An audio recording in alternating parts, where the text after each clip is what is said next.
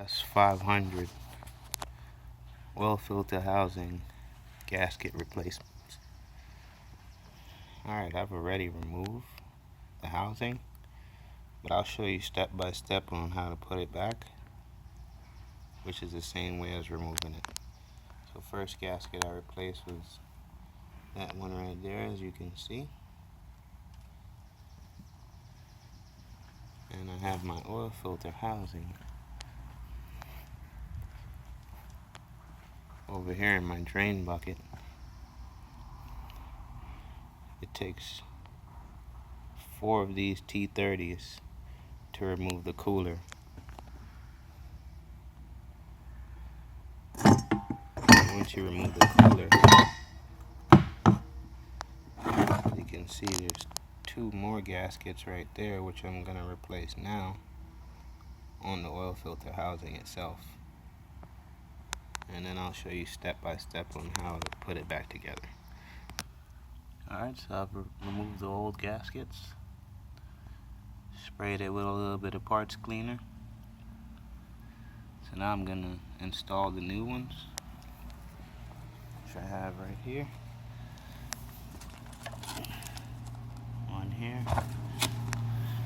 one here. You just want to apply a little bit of oil to these before you put them in, just to make sure you lubricate them. So I'm going to do that now, and then I'll show you the next step. Alright, so I've installed my new gaskets. Now I'm going to reattach the oil cooler to the oil filter housing. As you can see, there's the imprint, so you can't really put this on wrong. Just want to put it just like that. Oops. Well, it's gonna go like this,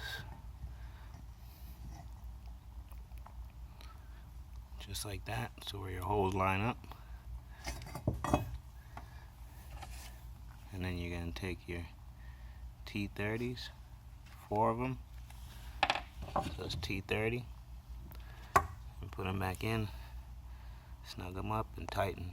Don't over tighten, because you don't want to squeeze out these gaskets. Alright, I'll show you the next step after that. Alright, so my oil filter housing and cooler are back together. So those 2 gaskets are replaced, and this gasket's been replaced. But since this thing had a leak from there, inside the engine bay is pretty bad.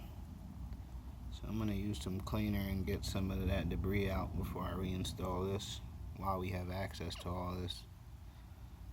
So I'm going to do that now, and then I'll show you the next steps. Alright, so when you go to reinstall the cooler and the housing, you just want to make sure those 2 tubes, 1 and 2, they go back into those hoses. There's one there and there's one lower one. So you want to make sure you get those tubes in, or else you're not going to get any coolant flow or oil flow to the oil cooler. Then next, you just secure the housing on there. As you can see, there's a notch there that goes in. So you just want to make sure it's lined up good. Okay. Now the next step is to reinstall this bolt here.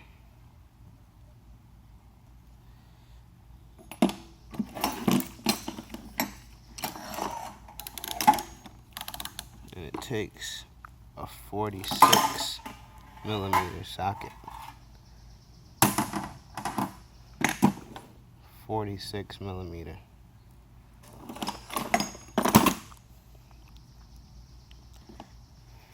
This is it. And it goes dead center of the oil filter housing. So you want to thread it by hand first. Or take you a socket and the extension and slowly turn it, because you do not want to cross thread that thing. You will be in problems for sure. So I'm going to do that and then show you the next steps. Alright, so our bolt is now reinstalled in our oil filter housing. 46mm. Alright, so once that's done, now you want to come over here and reinstall these clamps. One here and one there. So I'm going to put those on and I'll show you the next step. Alright, so once you install those two clamps, just pretty much reconnect your coolant hose back to your thermostat. It's held on by a flathead and your overflow line.